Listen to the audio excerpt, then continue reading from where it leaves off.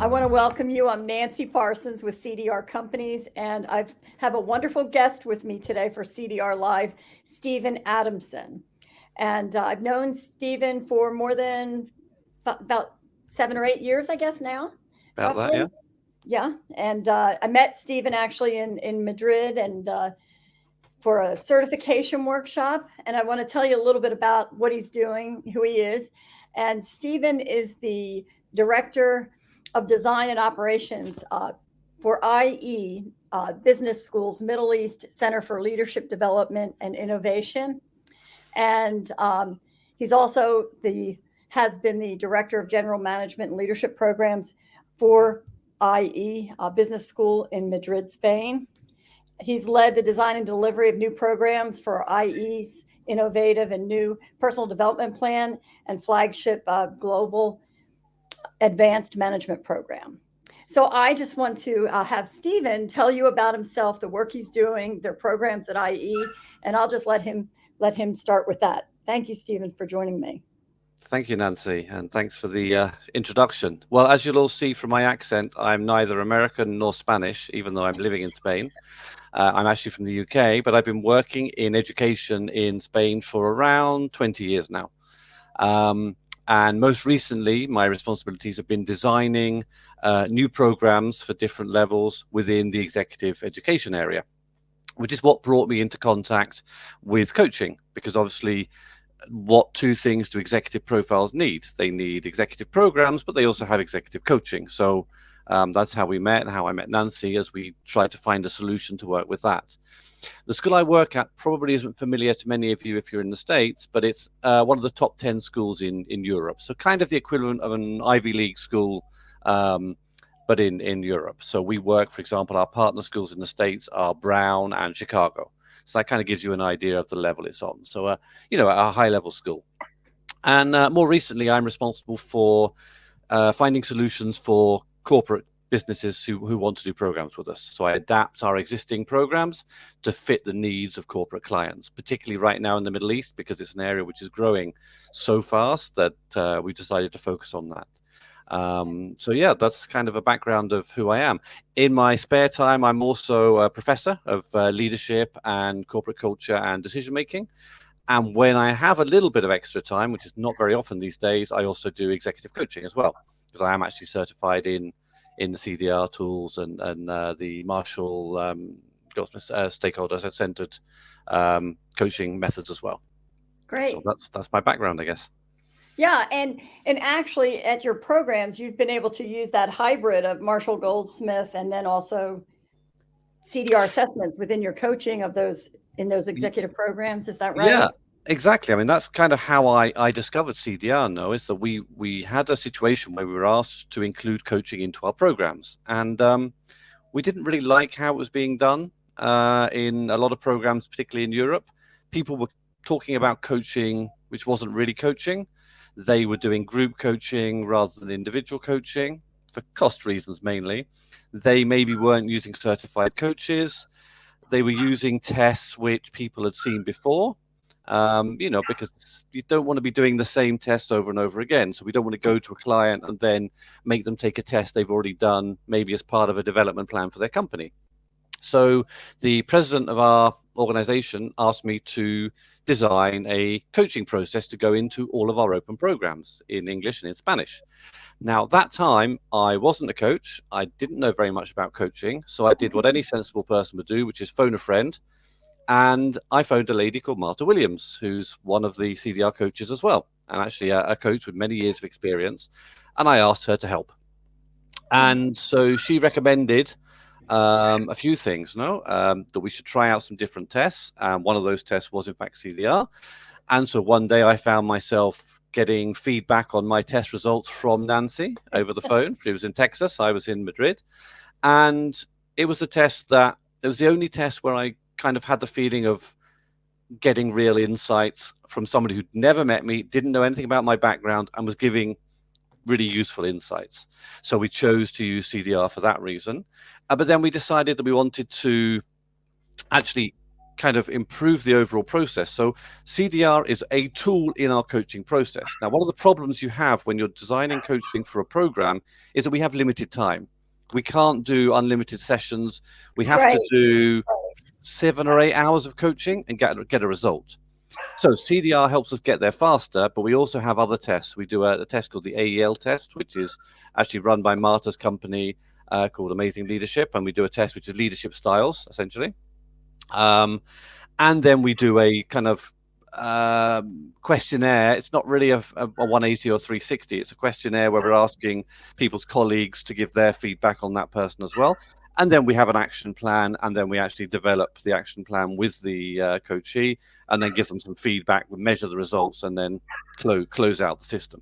So the CDR is a fundamental part of that because it gets us where we need to get faster.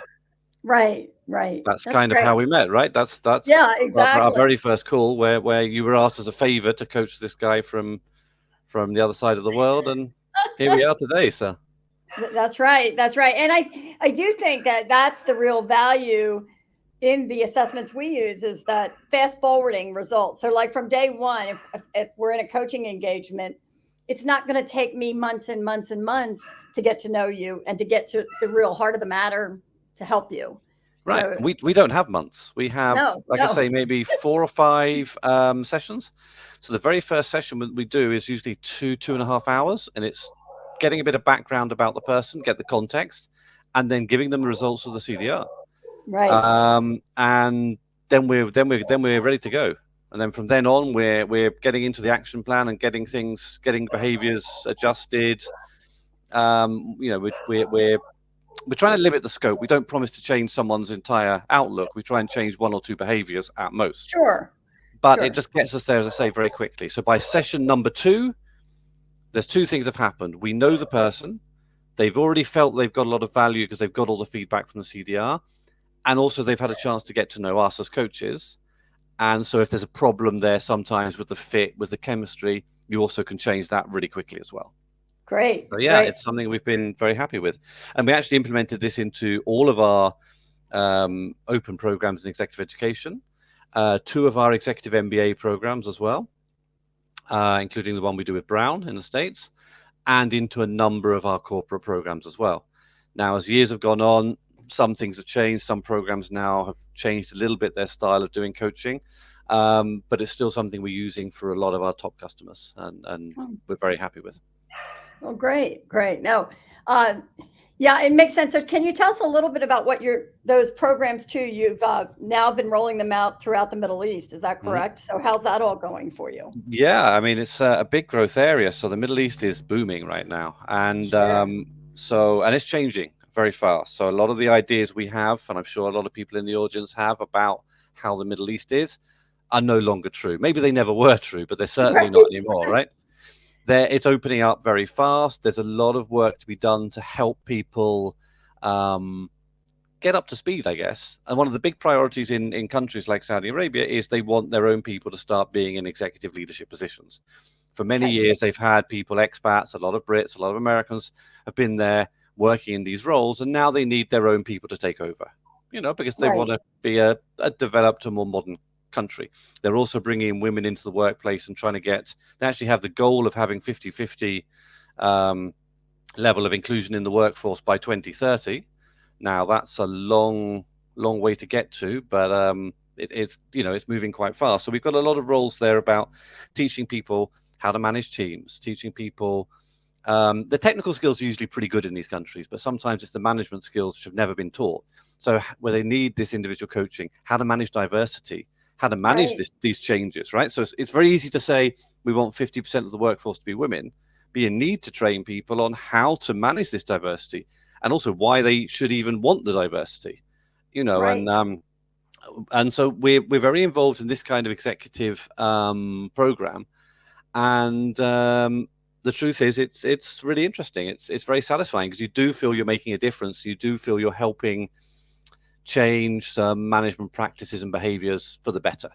Right. And we're working with the biggest company in the country, which is Saudi Aramco, the oil company. We are working with the second biggest company in the country, which is the telecoms company called STC.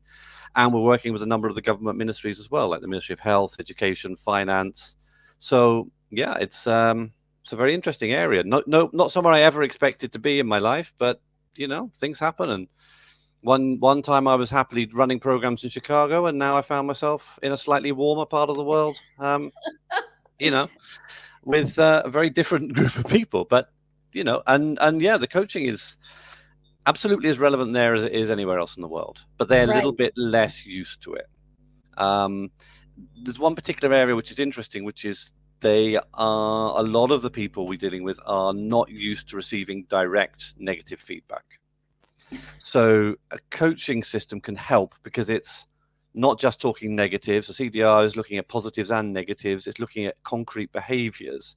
So it's quite a good way of getting to people without hurting pride, without offending people, without, being insensitive. Right. So that's also something that's been very important to us. Well, and plus it's confidential, it's one-to-one. Oh, yeah. And so I think, and it pulls them, the other thing I think that's so important, you're pulling them away from the workplace, so to speak, to have some time to really understand, digest, and look at, especially when you get to the risks of, sometimes it takes a while to say, well, yeah, I do that sometimes, Absolutely. And so, yeah. And the confidentiality is an interesting point. A lot of our clients haven't yet fully understood the fact that they can't get their hands on people's results. So this is a conversation I have quite often, which is, oh, can you share all of the test results with us? No, we really want them. No. Exactly. And I have to explain to them that they're damaging the results of the process by even kind of trying to get involved, because if their people don't trust in confidentiality, we're not going to get good results. So that's somewhere which is there's some work to be done. The whole coaching culture just isn't as developed as it is in the States. Where no big company would even consider asking for that information because they know that they can't have it. Yeah, well, I've actually had a client in the past ask and push really hard to get it, and I lost the client because I said no. We don't. That's not how this 10-year coaching relationship was developed. That wasn't the structure. That wasn't the contract. No, you have to, as a coach, really protect, like you said, that confidentiality, or you won't be able to have your clients trust you. No, and our coaches, and I saw a couple of them here came up in the comments already. Inez, who was watching, they won't accept it either. The people who because we're employing serious, proper, qualified coaches, they're not willing to cut these corners either. And I think that's a good thing. Yeah, I think that gives credibility in the long run. You may lose a client, but so what? That's right. It's just part of our job. We have to, uphold the integrity, the ethics, of coaching. So far I haven't lost any either. Yeah, but I lost one that way by saying no. But to me, it's worth the loss, if you will, right? Absolutely. So, no, it has to be done. Yeah. I mean, you could lose so much more if you lost the credibility of this of the test. Then there's nothing. That's and right. we can't allow that to happen. And it's just I like the fact that it's very black and white and clear. Yeah, that's important. Yeah, no, that works really well. So tell me a little bit about your own coaching experience. What have you enjoyed? What do you find anything uncomfortable about it? Or like, what aspects of coaching do you enjoy most? Or I do enjoy it very much. Now, I have a slight problem, which is I always tend to get selected to coach the most difficult people because I'm quite direct. So Marta, who tends to allocate the coaches, usually puts me with the problem cases. I would like for once just to have someone who's nice and sweet and normal and balanced. But I tend to get the people with big egos and, who don't like being told that they're wrong. Great. But that said, joking aside, I love it when you feel you've really made a difference to someone's life. Yeah. And that doesn't always happen, but in those occasions where they get back to you and say, you know what, I made that change. I realized that the position I'm in isn't right for me and I moved to another one and I'm much happier now. Good. That's for me I love that feeling. There's nothing like it. I guess I do enjoy very much the element of getting to understand how a person works. I guess the problem is when you occasionally get someone who isn't really open to it. or you're Right. telling them about a behavior which is potentially damaging, and they just don't care. And I've had that before, right? Hey, you're doing this behavior. I think it's potentially quite a problem. Hey, I don't care. In fact, I want to be even more like that. That's got Oh, me where I am today. And I was like, yeah, but you've got no friends. You know, you might be right, right. successful, but at what cost? And what damage are you doing to your team, to your staff, to the people working for you? So that's when it's frustrating, when you feel that you can't do anything, and Right. you can't, right? As a coach, you can't. You can nudge people in the right direction, but if they don't want to go there, there's not much you can do. Haven't had Yeah. many cases like that, but I have, and that's yeah, annoying. Yeah, no, and for me, one of the things that I use though, when I get a lot of the tough cases too, Stephen. Yeah, that's why you Great. got me. Yeah. That's right. Well, yeah, no, and anyway, um, but I think one of the things that helps me anyway in those cases is really focusing then too on what motivates them, what they want, their wishes, Mm, and plus, if they're say high egotists and so forth, it's all about them. So I try to really help them understand that if they continue on this path, what they want and their glory and their promotions aren't going to happen because yeah. people are seeing this other side of them that's really negative and possibly destructive in the organization. Yeah, I've tended to get them when they are actually already company owners, small business owners. Oh, The okay, trouble is okay, there, you lose that leverage. yeah. But I mean, the most enjoyable case I've had was someone who I was coaching who actually his wife had just taken over the family business which he worked for. And he found himself reporting to his wife. He got put into a position he didn't like to help Oh, support her, and he was miserable. And I was able to give him the arguments to convince her that he would be more useful somewhere else. So he managed to okay. change job, not offend his wife, and stay in the company and add more value. Now that was the one I was most happy of all the ones because I thought, if this goes wrong, I mean, I could be causing someone a divorce here, you know.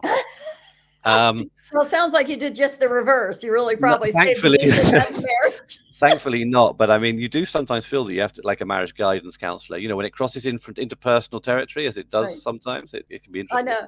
But that was a case and another case actually where the person I was coaching's husband wrote to me saying, Oh my. "Thank you. She listened to you. She never listened to me." Um, That's great. and finally, you managed to convince my wife not to be quite such a workaholic and to spend some time at home. So that was also that's when you go home with a really good feeling, I think. And Right, funnily enough, right. neither of which are about achieving professional goals, and they're both about making people happier, which Right. is, I guess, in the long run, more important to me than whether they manage to get the next promotion or the next pay rise. Yeah, and if they're not happy and they're not feeling excited about the work they're doing and getting some balance, then they're not going to perform as well anyway. So Right. it's all together. It's tied together For because you sure. can't be great at what you do if you're miserable and you're exhausted all the time, No, right? not at all. No, I mean, So I don't know about you, but I've certainly been in that situation, and it's horrible. yeah, Yeah. and one of the things, especially in coaching female executives, one of the things that I'm frequently finding myself doing is having them as we work on action planning and so forth. Their action planning is indulging their drivers more. They're what they love. If it's amusement and hedonism, go. So the assignment is start going out and having some fun. Plan it, but do it because otherwise they have no balance if they're just work and then chores too in their home life. So it becomes a vicious cycle. So Absolutely. that's what I see frequently with women is they don't look at what gives me joy, what really gets me excited about the work anymore. And they kind of lose touch and just go into the grind. Especially if they've got kind of the pleaser kind of profiles and risks, and then which I've definitely seen, yeah. And this Yeah. is something we see. So this is interesting when we're doing coaching for women in the Middle East. This is even more multiplied because there's not just the work pressure and the fact that there's less women in the workplace to give support, but also Right. often there's a lot of behind the scenes cultural pressure from the rest of the family. The mother-in-law plays a very bad role in many families there of how can you let your wife go to work? How can she be doing this? And so it's very easy for someone to feel they're fighting against everyone, even if they have a supportive husband who actually, Right. if his family's not supportive, then they've got all sorts of pressures coming in, and it's something that is tricky to deal with. We did a program recently, which was it was called Women's Leadership Program for a company in Kuwait, and Marta and her team actually were the coaches. Right. I didn't coach on that, and it was an all female program. Right. And it was very interesting, the insights and the way people, obviously I haven't told the details of who said what, but a lot of the stories that people were hearing, which were really challenging, and hopefully the whole experience of being coached has actually given a lot of those ladies who are already very successful, they were already in like the Right. top 10% of their fields, but hopefully it gives them the ability to keep moving and to get that balance. Right. Right. Well, And also maybe too, since you're doing kind of workshops as well, gives them a connection point to support each other. right. I mean, that You was know. part of the point of this. So this was actually a Yeah. program supported by one of the very, very senior managers. So the only lady on the board of the company was the person who was supporting this. There's a funny story about when she was proposing this, and one of the men on the board said, "Well, I don't understand why you need to have a program like this." And she said, "Yeah, that's the problem. Shut up and just let me do it." Um, and good for her, right? But Yeah. part of the reason was to create a support network, Right. within the organization, and I mean, it seems to have worked so far, and I really hope it does, because it was, a great project to be involved in. Right. Great. Great. No, that's really interesting. And because we think in the United States and Western Europe, women do have often different challenges than some of their male counterparts, Sure. and often sometimes have different risks as well, right? Like worrier, pleaser, that sort of thing.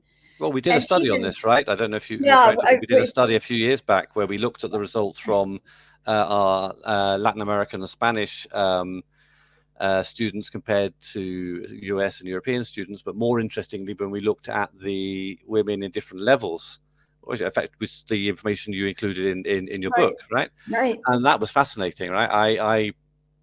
I mean, it's been slightly surprising for me to find myself running a women's leadership program. I did point out that perhaps you didn't want to choose the only man in the team to run it, and maybe it should have been a woman running it. But anyway, but I'm happy to do so, but just, not the yeah, best message to send out. But I was surprised. It was useful to have that information and to be able to look at the behaviors that had got people to a certain level of success, but to see that those behaviors were then handicapping the same ladies in getting to the highest levels. correct, And correct, that was something that maybe was an eye opener for me. I haven't lived this. I obviously, right, my wife's a very successful lady as well. She works in a quite a high powered job, so I do see it secondhand. But if you haven't lived it, you don't have quite the same understanding, I don't think, as much as you might want to. You can't really. right. But it was interesting seeing the data and being able to go, well, there's clearly a problem here. Yeah, yeah. And it's the good news is though, I think first is just that awareness of, oh yeah, I'm doing that and I'm pulling myself out or I'm shutting down and then helping. So women need to be helped differently or coached differently, right? So if Sure. you have somebody that avoids conflict versus many of the men who are more aggressive, Hmm. we have to help her to learn to stay engaged, even in the heat of the debate, whatever conflict. But too often they disengage, and then they're not thought of as like courageous or leader like. So for me, the good news is women can change those reactions under stress, but they have to practice. Sure. You can't just think, oh, I'm not going to do that again, right? Because Hmm. you will. So Let me ask it's you a counter question, Nancy. yes. What's your feeling on whether it's better to have women coaching women, or it doesn't make any difference? Because it's a question that's come up to us, and we did at one point actually deliberately put, in the Middle East in particular, only women coaching women, and then the very same women said to us, "Why did you do that?" Yeah. So I'm interested in your opinion on that. Did we make a mistake? Yeah, I'm not keen on that, to be honest with you. I mean, some women prefer that, but the other thing I think is more important, what I would be doing, and I think Marta's done it to you a couple of times. I like to match coaches when we have coaching projects by way of their profiles. Right. Profile first. Yeah. So if you have the profile that you can handle those abrasive leaders, right? Really well. You do it. I'm accustomed to it. So we can, but there's some coaches who are too kind to a fault. They might have really high interpersonal Mhm. sensitivity and maybe not be quite as assertive and direct in tough moments. Yeah. I don't want them coaching somebody who's, too abrasive. On the other hand, I don't get caught up on the gender selection piece too much. Now we get clients who ask for it. We do get clients, who That's say I different. want a woman or I want an African American or Mhm. whatever. So you get that, but I personally, I'm not sure I see the value in that unless mentoring is different than coaching, right? So if it's a Right. mentor, certainly Yeah. get that senior executive woman, the one you were talking about, to mentor some of the top people, because that's a whole different situation, and she's then helping with the culture, with what works, the organization dynamics. But in terms of true coaching, like what you and I are doing, and we walk in, we don't even know these people to Right. start. I'm not one that's caught up on the gender side. I Yeah. guess it can help. I just it's No, not no. something that I actually think about when I'm assigning coaches. I don't. I'm just interested to hear the different side of it because I was kind of coming to that conclusion as well. But it's, I don't know, different people have different ideas on this. It's an area where we're learning, I think.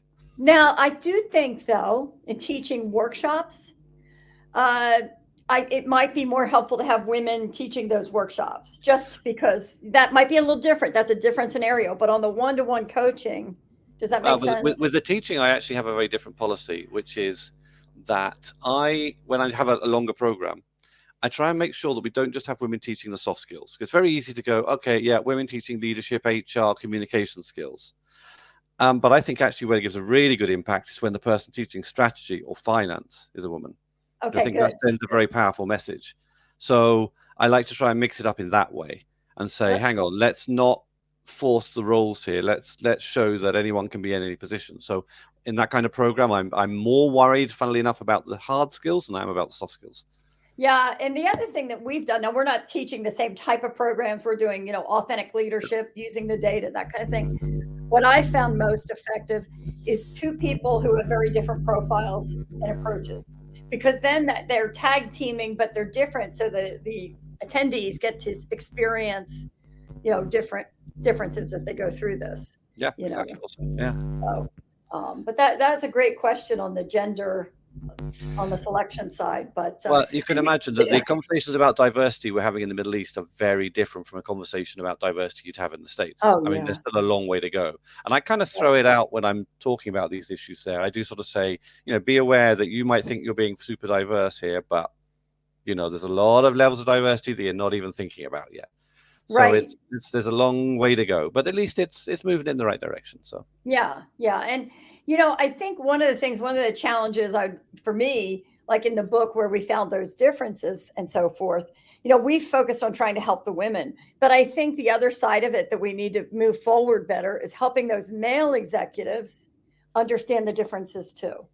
Because they continue down the same path of rewarding these aggressive behaviors and not really adequately looking at some of the women candidates. So it's not only helping those women to improve, obviously that's important, but I would love to help more executive men see that landscape better, see what's going on, see how their decisions are being made, and that they're rather lopsided. And it's not, I don't think it's by intent. It's just kind of normal.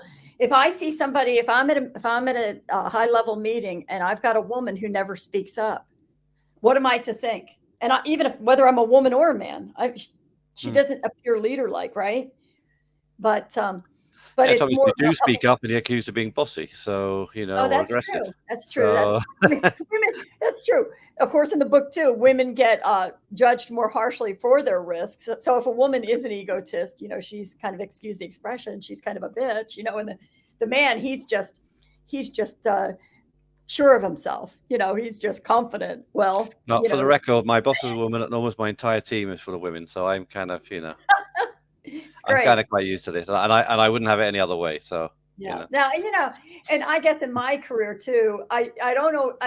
I've never really, it doesn't occur to me, oh, you're a woman or this. I mean, because I've been able to do the same work as my male counterparts. So it hasn't, in my, it hasn't gotten in my way or too much in my head on thinking. Although obviously I do have a little bit more of an aggressive, usually, versus avoiding conflict, yeah. I sometimes avoid, but I often don't avoid. I often bring it on a little bit.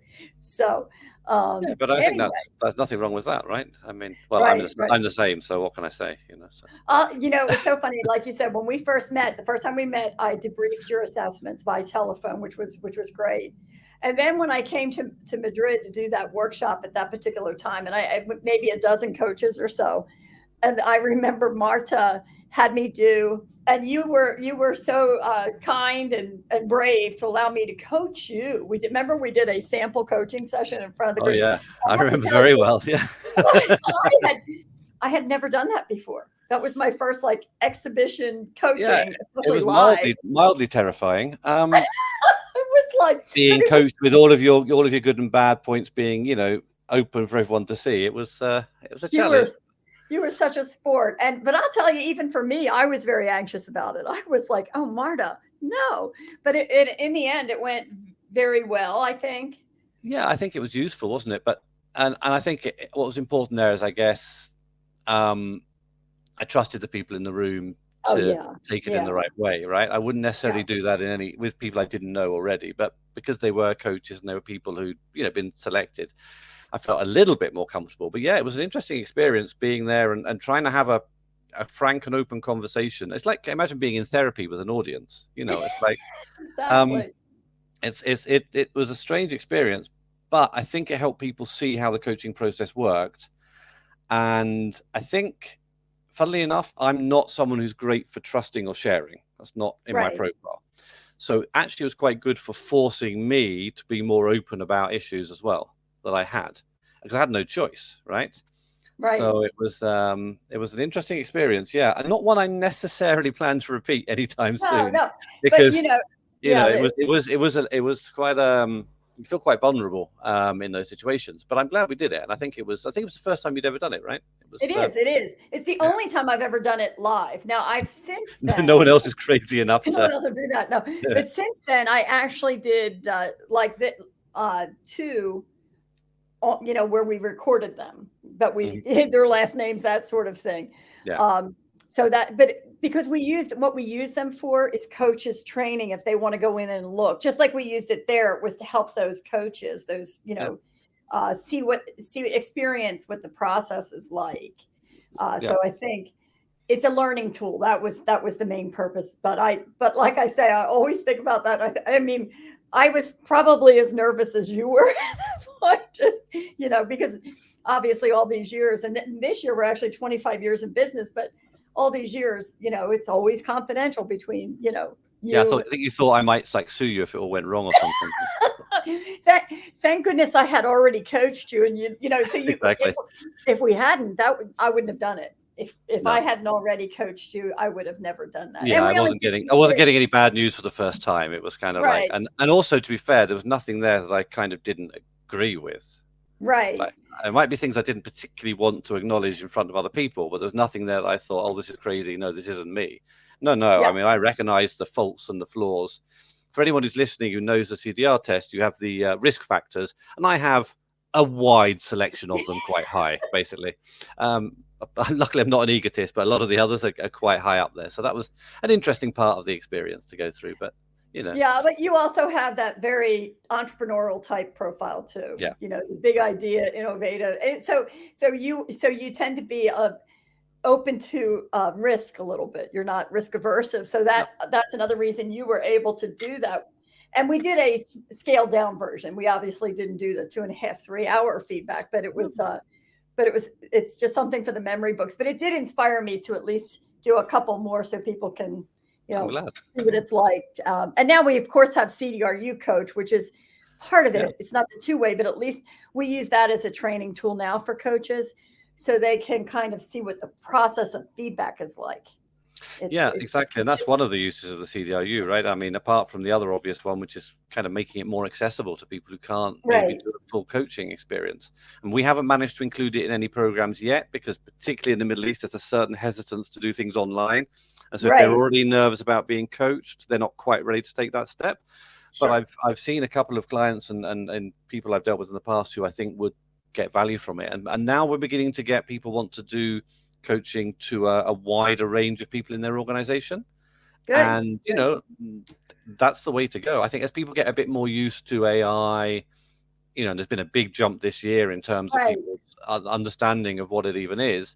I think you might find that that's going to really pick up. I mean, it's great to be involved. So one of the yeah, interesting things I think people won't know about IE is we were one of the very first schools to start doing online courses, So we started in Right. 1999, which is kind of, Wow. it's the prehistoric in terms of internet, basically. Hmm. So we were first movers in that, and it was a bit of a challenge at the time. And it's a very similar situation to where you are with the CDRU.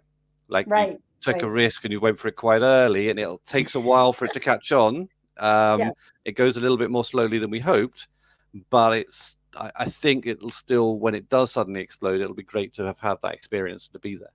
And it Right. reminds me of my early days in education, where we were trying to convince people that you could do these programs online and it wasn't a bad thing. And it was difficult back then because the Oh internet had yeah. only been going for like 4 years or 5 years. It was kind of crazy. I So know. I know. Well, and as you know, different types of job functions tend to have different types of personality profiles. And so also we are working in the HR talent development space, right? mhm. Yep, And trying to help them understand you need to coach the bottom 80% of the organization. That's change, and they're change resistant generally. So that always exactly. is an issue. But over, like you said, I think as we move along and people are building trust, we actually get feedback, believe it or not. We've had people say they feel safer than live coaching Really? because they're in the non-judgmental zone with their avatar.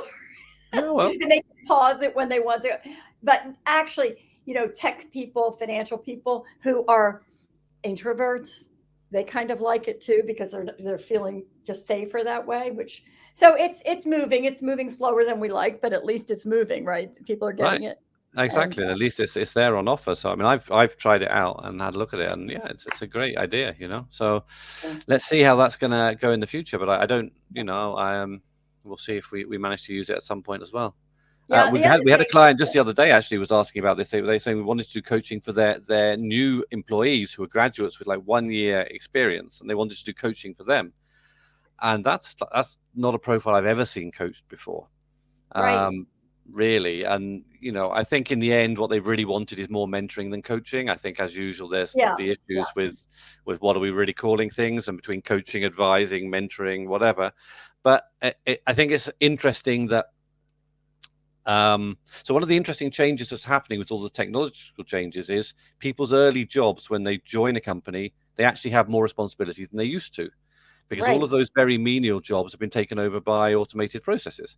So right. you're finding people are coming out of university and they're not ready to perform really well early on, which means they start needing to be leaders as they're younger.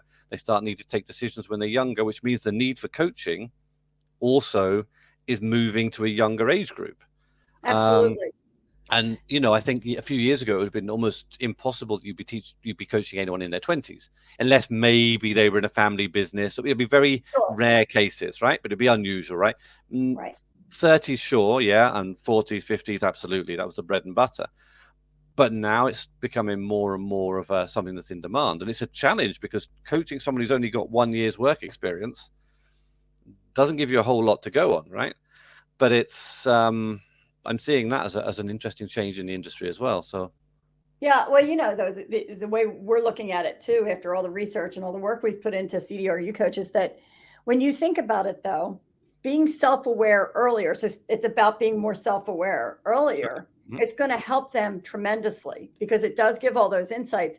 And even when you think about the research that we've done on women, well, women wouldn't be held back as much by their risks and so forth if they were managing them earlier, if they knew about them. So Mhm. I feel like, I've spent most of my career and continue coaching senior executives that are in the last like quarter of their career, maybe third, when really in some ways we need to flip that and help people earlier on so they really can become, get into the careers that they're best at and not be held back by their risks, their risk Yeah, behavior. maybe they're more flexible still at that point, and Yes. it's easier to change, right? Although I do find that some people still haven't understood the importance of a lot of these skills.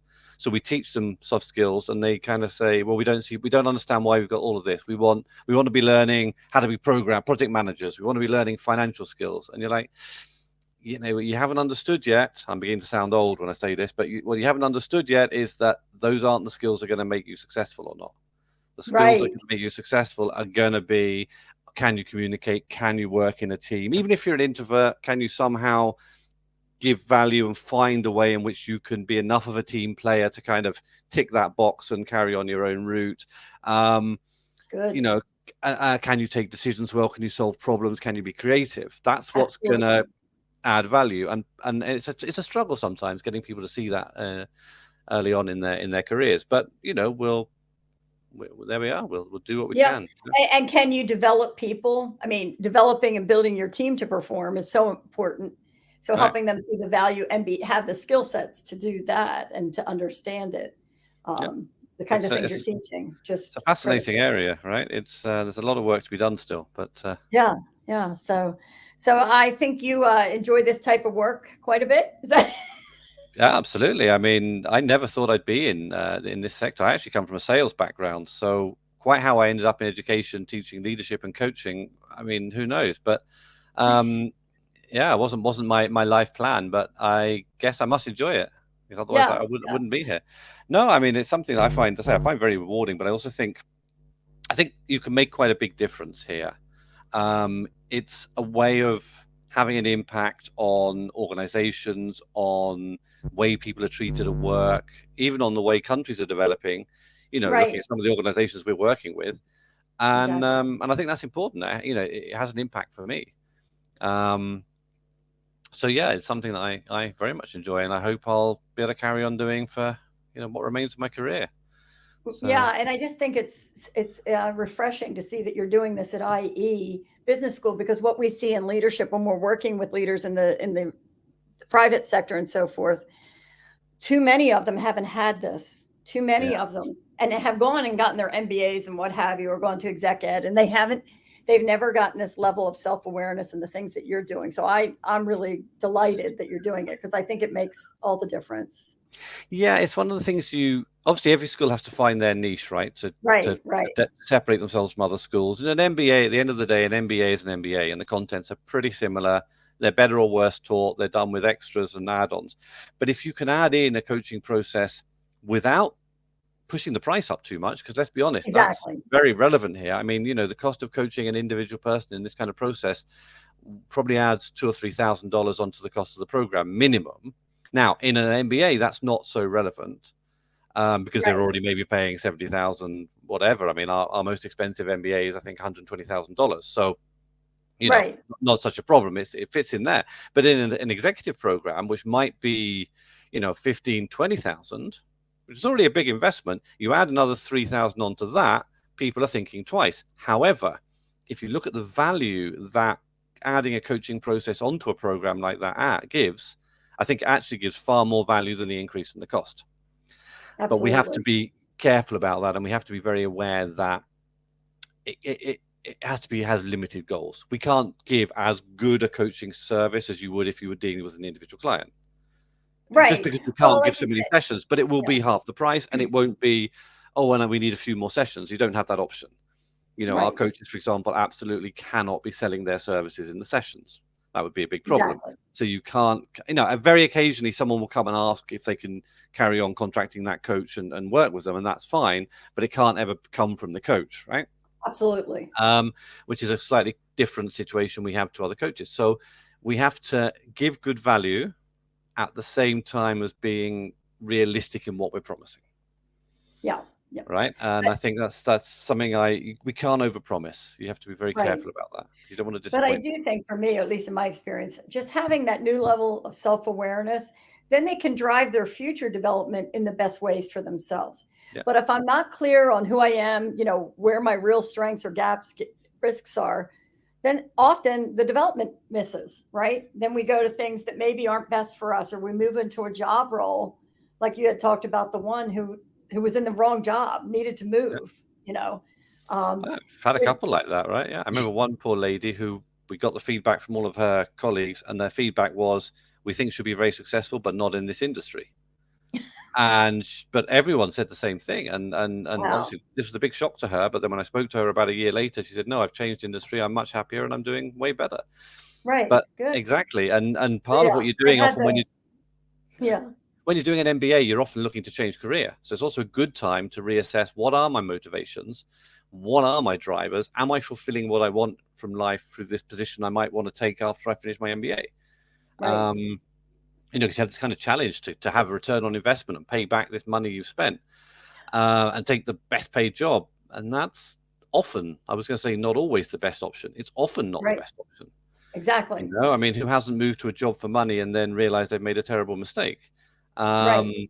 And I think that's partly a lack of self-awareness and a lack of coaching, and also pressure from those around you. You know, how can you Sure. spend this much money on education and then not take a super high-powered job? And the schools themselves. I mean, I remember leaving university and being offered a selection of jobs, all of which were internal audit or accounting companies. I wasn't remotely interested in either. And when I asked them for something else, they looked at me like, well, why wouldn't you want these well-paid jobs? Like, well, I want to actually enjoy my work, Yeah, you exactly. And know? you are not cut out to do an accounting type Good Lord, no. role. The only I thing I know. learned in accounting classes is that I need to pay more to my accountant. That's where That's it right. starts and finishes. So, you know, and I think a lot of schools, and I'm not getting at any particular school here, but a lot of business schools have their particular areas where they push people to go. And it might be Right. consulting, it might be finance, it might be whatever. And they're not looking enough at the individual sometimes. Now, Exactly. the reason Exactly. coaching is so good is it gives individual personalized content. Yes. And you know, I teach leadership, right? So I know you can teach some good leadership skills through a leadership class, but you can't put it into the context of every single person in that room. So if you Right. can do that and give some theory and give some idea and give some practices and some role plays, and at the same time have someone else giving them, right, for your particular situation and the particular problems you're dealing with, you need to listen more to this, do that. That for me is where the value really comes in. So, you know, I am interested in this point of, you know, they're quite parallel sectors, right? The coaching and the business education. Right. They're connected. There is an overlap, but they're not really competitors directly, No, no. but they don't work together that much either.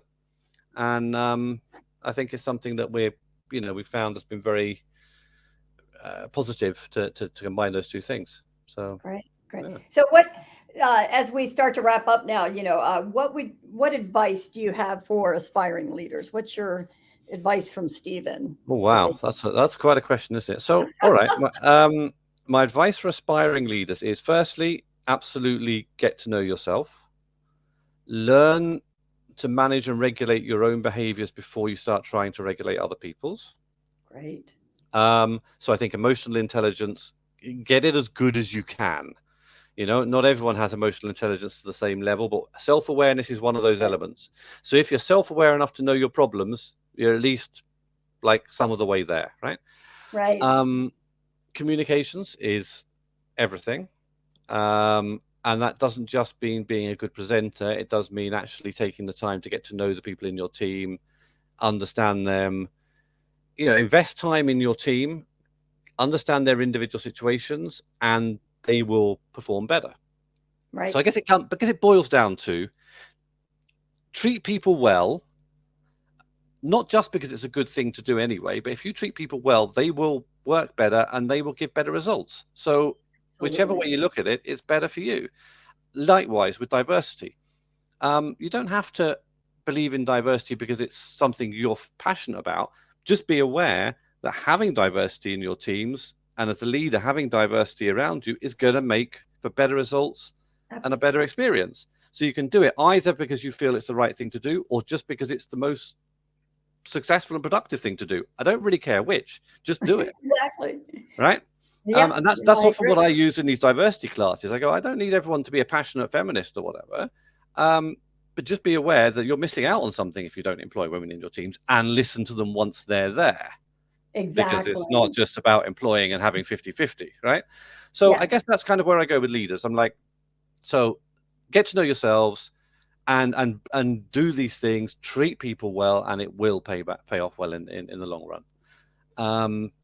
And also, this is quite a personal point, but think about what you really want to get out of being a leader. Why are you even trying to be a leader? Do you want to make the sacrifices it might mean you need to make? I mean, you're running your own business, Nancy. You know that it sounds wonderful, doesn't it, being the CEO or the founder or the owner, right? Oh, you're your own boss. Oh, oh Wonderful. yeah. Yeah. How much free time do you get? Right. So I say to people, look into what you really want to get out of it. Now, do you want to get money out of it? Well, fine. Maybe that's what you want to do. Do you want power? Do you want recognition? What is it you're after? and what sacrifices are you prepared to make to get there? Right. And there's nothing wrong with not wanting to be the CEO. When I was younger, I wanted to be, the top person in the company, and I've now realized that there's a certain level above which I don't really want to be, because I don't want to be dealing with the politics. I don't want to be dealing with some of the issues, and I'm actually probably found the level where I'm competent and happy And and happy, right. and paid enough to, cover everything for my family. And I think that's also something that people need to be aware of. So, and we can help with that, right? And this is coaching can help with these issues. Exactly. More than people think. And the earlier you think about these things and get started, the better in the long run. If you discover I it when you're agree. 55, what are you going to do? Exactly. You've spent all that time perhaps going down the wrong roads, or not knowing your family because you're working all the time, all those sorts of things. Yeah, and I'm not going to judge anyone on whether they choose that's what they want to do or not, right? That's a very Right. personal decision, right? That's And personal. some people think that's acceptable, and for me it would be the wrong decision, but for other people it's fine. But just think about it. Don't let it happen by Exactly. mistake and then regret it. Right. I guess that's Certainly. the advice. It's Well, that was great advice. I think, I hope people listen to you. I think it's valuable, and I'm sure in your classes and programs, you provide those valuable insights, and that's why you're so, ideal for the work you're doing. So, sometimes they listen, sometimes they don't. Sometimes they look at you with like, what do you know? You're too old to understand. The same thing as having teenagers in the house, right? oh They look yeah, at you like you're an idiot. But hopefully at some point in the future they'll think on it and go, actually, they eventually come around. Usually, mine have come around. There's been times when they were teenagers, yeah, but now as adults, they generally on the important issues come around. So. exactly. About themselves. Yeah. So anyway, well, this has been delightful. I really appreciate, you're joining me today.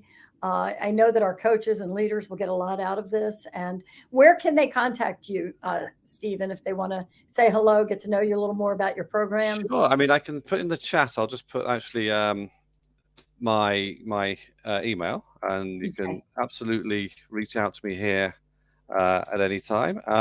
I am also, available on social media and things as usual, but this is the best place Right. to On get hold of me. LinkedIn, you have your LinkedIn Yeah, profile. I'm on LinkedIn, which you can share the profile there. That's where I tend to accept all my professional contacts, and I tend to keep other social media a little bit more private. And yeah, I'm absolutely happy to discuss anything with anyone, really.